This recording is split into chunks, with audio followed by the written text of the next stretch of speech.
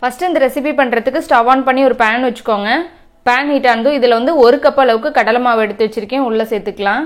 உள்ளே சேர்த்துட்டு இதை நல்லா மிதமான தீயிலேயே நல்லா வாசம் வர அளவுக்கு வறுத்துக்கோங்க.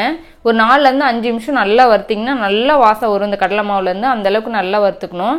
அதே மாதிரி நல்லா கலர் சேஞ்ச் ஆகாத பார்த்துக்கோங்க. நல்லா இந்த அளவுக்கு வறுத்தாச்சு.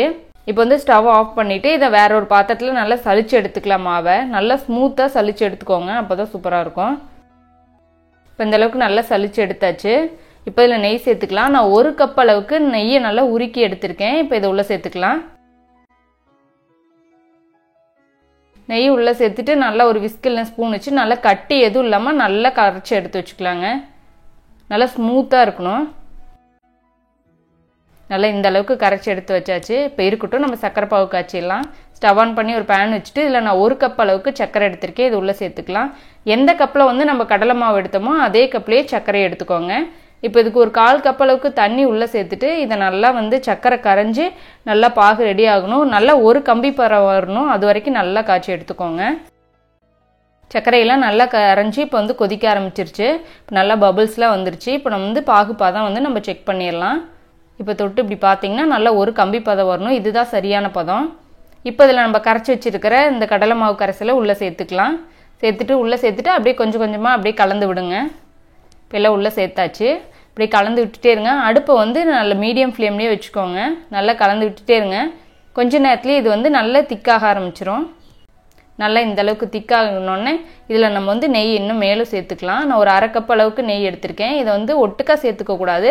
கொஞ்சம் கொஞ்சமாக சேர்த்துட்டு கொஞ்சம் நெய் சேர்த்ததுக்கப்புறம் நல்லா கலந்து விடுங்க. அது உள்ளே சேர்ந்ததுக்கப்புறம் மறுபடியும் சேர்த்துக்கலாம். நல்லா இந்த மாதிரி கலந்து விட்டாச்சு. இதில் மறுபடியும் கொஞ்சம் சேர்த்துக்கலாம். ஒரே பேட்சாக சேர்த்துக்காத ஒரு 2-3 பேட்சாக வந்து நெய் வந்து சேர்த்துக்கோங்க. இப்போ மீதி இருக்கிற நெய்யும் உள்ளே சேர்த்துடலாம். சேர்த்துட்டு இப்போ நல்லா கலந்து விடலாம். அடுப்பு மீடியம் ஃப்ளேம்லேயே வச்சுக்கோங்க. நல்லா குறைவான தீயிலே வச்சுட்டு ஒரு 10 நிமிஷத்துக்கு நல்லா அதை வந்து நீங்கள் கலந்து விட்டிங்கன்னா சரியாக இருக்கும். இப்போ இந்த ஸ்டேஜ் வரணும் பாருங்கள். இந்த அளவுக்கு நல்லா எல்லாமே ஒன்று சேர்ந்து நல்லா கலந்து வந்திருக்கு. கீழே வந்து பபுள்ஸ்லாம் வர ஆரம்பிக்குது. இப்போ சரியாக இருக்குது. இப்போ இந்த மாதிரி பபுள்ஸ் வரும்போது இப்போ ஸ்டவ் ஆஃப் பண்ணிவிட்டு வேறு ஒரு பிளேட்டுக்கு இதை நம்ம மாற்றிடலாம். வேறு ஒரு பிளேட்டுக்கு மாற்றிவிட்டு மேலே ஒரு ஸ்பூன் வச்சுட்டு நல்லா அழுத்தி விடுங்க.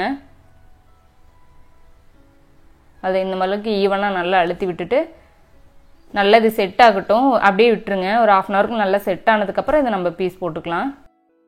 இப்போ நல்லா செட் ஆயிடுச்சு. இப்போ வந்து கத்தி வச்சுட்டு உங்களுக்கு எந்த சைஸ்க்கு வேணுமோ அந்த அளவுக்கு நீங்கள் வந்து பீஸ் போட்டு எடுத்துக்கோங்க. அப்படியே ரொம்பவே சூப்பரான நெய் மைசூர் பாக் ரெடி ஆயிடுச்சு. அவ்வளோதாங்க, நம்ம சூப்பரான நெய் மைசூர் பாக் ரெடி ஆயிடுச்சு. உங்களுக்கு பிடிச்சிருந்துச்சுன்னா லைக் பண்ணுங்கள், ஷேர் பண்ணுங்கள். நம்ம தெய்வாஸ் நலபாகம் சேனலுக்கு சப்ஸ்கிரைப் பண்ணுங்கள்.